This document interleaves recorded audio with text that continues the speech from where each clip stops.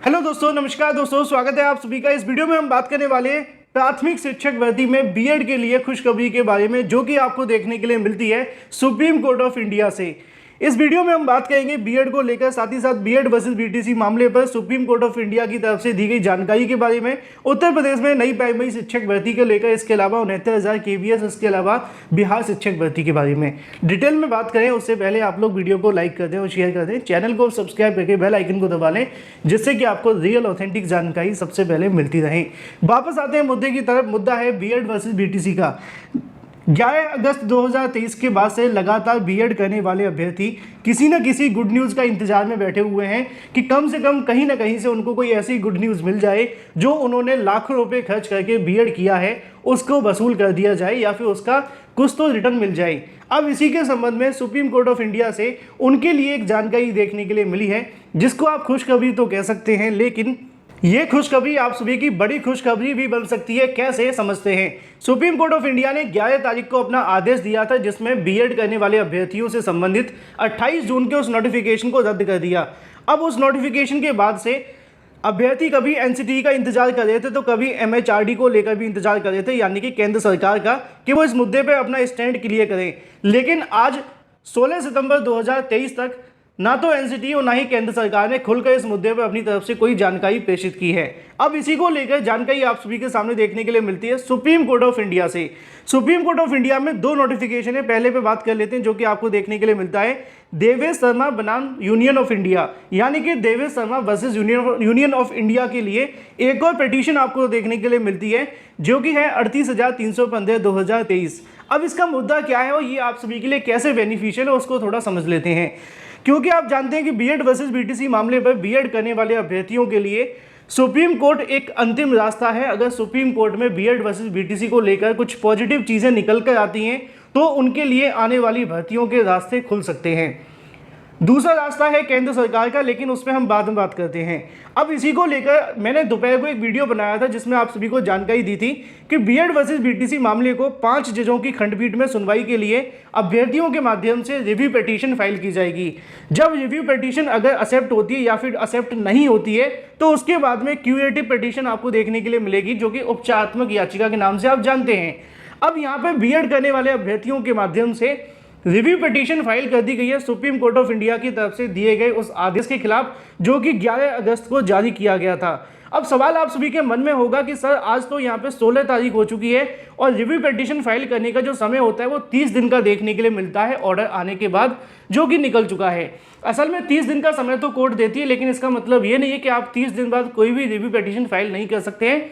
आप कर सकते हैं, आपके पास ये अधिकार है, बस किसी विशेष परिस्थिति के अंदर आप हो। अब जैसे कि विशेष परिस्थिति, पहले या तो आप किसी समस्या में हो, बीमार हो, या आपकी आर्थिक स्थिति ठीक ना हो, क्योंकि सुप्रीम कोर्ट भी जानती है कि सुप्रीम कोर्ट में दोबारा याचिका दाखिल करने के लिए या फिर सुप्रीम कोर्ट में दोबारा से सुनवाई कराने के लिए भारी भरकम फीस वकीलों को देनी पड़ती है। कोई फ्री में तो सुनवाई करता नहीं है, और ये सब कुछ 1 दिन या 30 दिन में नहीं हो सकता है। कई बार पिटीशन 60 दिन या 65 दिन में या 1-1 साल बाद भी डाल दी जाती है, क्योंकि उनकी आर्थिक स्थिति ठीक नहीं होती है। तो ऐसे में कोर्ट पर डिपेंड करता है कि वो रीज़न आपने जो दिया है उसको वो एक्सेप्ट करते हैं या नहीं करते हैं।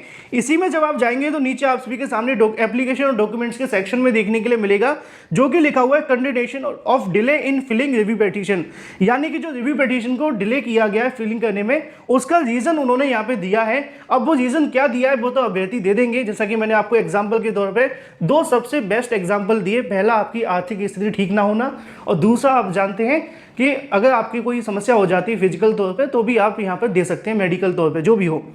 तो इस सवाल का जवाब तो आपको मिल जाता है कि रिव्यू पिटीशन फाइल कर दी गई है और डिले फाइल की गई, तब भी कोई फर्क नहीं पड़ेगा, क्योंकि कोर्ट इसमें लिबर्टी आपको दे देगी। लेकिन अब इससे होगा क्या, ये आपको समझना है। अब इससे क्या होगा कि प्राथमिक में बीएड को लेकर सुप्रीम कोर्ट ऑफ इंडिया में जो आखिरी उम्मीदें बची हुई हैं वो यहाँ से क्लियर हो जाएंगी। क्योंकि रिव्यू पिटीशन दाखिल होने के बाद में क्या होता है कि सुप्रीम कोर्ट के सामने दोबारा से फाइल जाती है। अब उसको जाने के बाद में कोर्ट दोबारा से उस फाइल को देखती है चैम्बर में बैठ के। अगर उनको लगता है कि बीएड को लेकर कुछ ऐसे पॉइंट हैं जो पहले सुनवाई में नहीं रखे गए थे और इसमें उन्होंने दाखिल किए हैं, तो कोर्ट उन मुद्दों पर एक बार फिर से बहस करने के लिए अनुमति दे देती है, यानी कि पुनर्विचार याचिका को रिव्यू करने के लिए या फिर उस पर एक्सेप्ट कर लेती है और ओपन कोर्ट के अंदर सुनवाई करने के लिए तैयार हो जाती है। अगर कोर्ट को लगता है कि रिव्यू पिटीशन में कुछ भी नया नहीं है, पहले से जो बताया गया था वही सब कुछ चीज़ें हैं, उनको घुमा फिरा कर डाल दिया गया है, तो पुनर्विचार याचिका को खारिज कर दिया जाता है और उसके बाद में क्या होता है, क्यूरेटिव पिटीशन फाइल की जाती है, जो कि अंतिम और लास्ट उपाय बचता है सुप्रीम कोर्ट का। याद है यहाँ पे बात सिर्फ सुप्रीम कोर्ट की जा रही है, केंद्र सरकार की नहीं, क्योंकि केंद्र सरकार के पास बहुत सारे ऑप्शन है, जैसा कि मैंने आपको कई बार बताए भी हैं। बात बाद में करेंगे उस मुद्दे पर, इस पे आते हैं। ठीक है, तो ये बात हो जाती है रिव्यू पिटीशन को लेकर। अब यहाँ पे बीएड वाले छात्रों को खुशखबरी कैसे है वो आप थोड़ा समझ लीजिए कि अगर रिव्यू पिटीशन को एक्सेप्ट कर लिया जाता है तो यहाँ पे इससे पता चलता है कि जो बीएड करने वाले अभ्यर्थियों ने रिव्यू पिटीशन फाइल की है उसमें कुछ ना कुछ तो नया है, जिससे कि कोर्ट इस मुद्दे पर एक बार फिर से सुनवाई करना चाहती है। और अगर कोर्ट इस मुद्दे पर फिर से सुनवाई करती है तो बीएड करने वाले अभ्यर्थियों के पास एक और मौका होगा अपनी योग्यता के बारे में जजेस के सामने रखने का। फिर डिपेंड करता है कि कोर्ट इस मुद्दे पर अपना क्या फैसला देती है। अगर वो खारिज कर देते तो दूसरा स्टेप उनके लिए खुल जाएगा, वो होगा क्यूरेटिव पिटीशन का। और अगर क्यूरेटिव याचिका पर सुप्रीम कोर्ट ऑफ इंडिया के माध्यम से बीएड को लेकर जो भी आदेश दिया जाता है, अगर पॉजिटिव आदेश दिया जाएगा तो वो बीएड अभ्यर्थियों को प्राइमरी शिक्षक भर्ती में लेकर आएगा। अगर नेगेटिव आदेश दिया जाएगा तो कम से कम बीएड अभ्यर्थियों का जो एक टारगेट होगा सुप्रीम कोर्ट ऑफ इंडिया का, वो हट करके अब सीधा उनका केंद्र सरकार की हो जाएगा। क्योंकि अभी अभ्यर्थी आधे लोग चाहते हैं कि रिव्यू पिटीशन फाइल की जाए, क्यूरेटिव याचिका फाइल की जाए, और आधे अभ्यर्थी केंद्र सरकार पर दबाव बना रहे हैं। जब एक तरफ से रास्ते बंद हो जाएंगे तो सीधे तौर पे अभ्यर्थी फिर सरकार के ऊपर ही दबाव बनाएंगे और फिर अंत में एक ही ऑप्शन बचेगा, जो कि होगी केंद्र सरकार। तो फिलहाल सुप्रीम कोर्ट ऑफ इंडिया से बड़ी अपडेट ये है कि बीएड करने वाले अभ्यर्थियों के माध्यम से यहाँ पर रिव्यू पिटीशन फाइल कर दी गई है, जिसको लेकर आपकी जल्द सुनवाई देखने के लिए मिलेगी। चूंकि अभी सुनवाई नहीं होगी क्योंकि ये मामला अभी चैम्बर में जाएगा, कोर्ट इस मुद्दे पर रिव्यू करेंगे। अगर उनको लगता है कि याचिका पर ओपन कोर्ट में सुनवाई होनी चाहिए तो कोर्ट सुनवाई करेगी, अदरवाइज नहीं करेगी। अब सवाल ये देखने के लिए मिल रहा था कि इससे 69,000 या केवीएस पीआरटी या बिहार शिक्षक भर्ती में क्या फर्क पड़ेगा। तो देखो, फर्क इसलिए नहीं पड़ेगा अभी क्योंकि जब तक इस मामले पर ओपन कोर्ट में सुनवाई नहीं हो जाती तब तक कुछ नहीं होगा।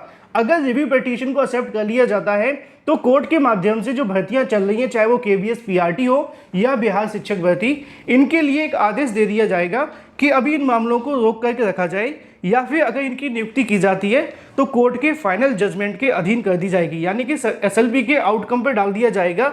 और जब भी कोर्ट अपना फाइनल जजमेंट देगी उसके आधार पे केवीएस बिहार या फिर जो भी शिक्षक भर्ती चल रही है उनको पूरा कर लिया जाएगा।